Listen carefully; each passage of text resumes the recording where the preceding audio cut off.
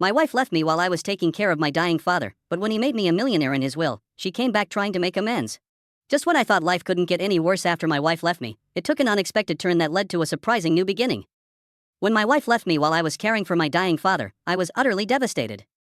I couldn't believe that she would abandon me during such a critical and painful time in my life. Her departure felt like a betrayal, adding another layer of grief to my already heavy heart. Little did I know that her leaving would turn out to be the best thing that ever happened to me. My father was a quirky old man with a heart of gold. Despite his impending death, he always had a smile on his face and a twinkle in his eye. He was the kind of person who could find joy in the smallest things, and he had a treasure trove of stories from his adventurous younger years. I spent countless hours by his bedside, holding his hand and listening to his tales, which brought both of us comfort in those final days. One rainy afternoon, as I sat by his side reading him his favorite book, he suddenly sat up in bed, his eyes shining with excitement.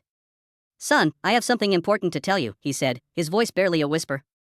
I leaned in closer, eager to hear his words. "I'd made you a millionaire in my will." I was stunned. I couldn't believe what I was hearing. My father, who had always been frugal with his money, had left me a fortune. I was overcome with gratitude and disbelief.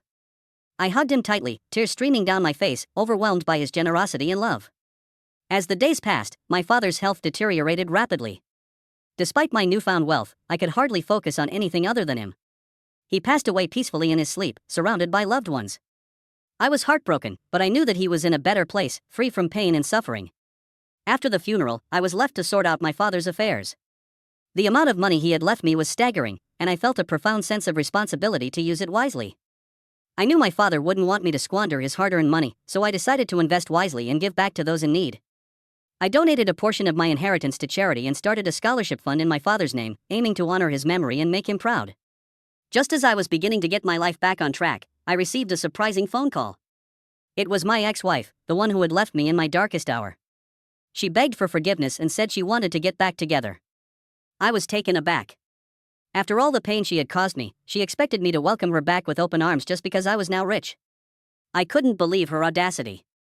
I told her that I had moved on and that I was happy without her. I had learned to appreciate the things that truly mattered in life, and money wasn't one of them. She was stunned by my response and hung up the phone in a huff. I chuckled to myself, realizing that my ex-wife had only come crawling back when she found out about my newfound wealth. She had missed out on the chance to be by my side when I needed her the most, and now it was too late. As I sat in my luxurious mansion, surrounded by my father's memories and the sound of rain tapping against the windows, I couldn't help but feel grateful for everything that had happened. My father had taught me valuable lessons about love, loyalty, and resilience. And for that, I would always be thankful. I lived out the rest of my days in peace and contentment, knowing that I had everything I needed right here with me. Money couldn't buy me happiness, but it certainly brought me a sense of fulfillment that I had never experienced before. The experience had shown me the true value of loyalty and the strength of my character. As for my ex-wife, she had missed her chance to be a part of my story. But that was okay because I had found true happiness on my own terms. I embraced a life of meaning and purpose, cherishing the memories of my father and the lessons he had imparted. For that, I was eternally grateful.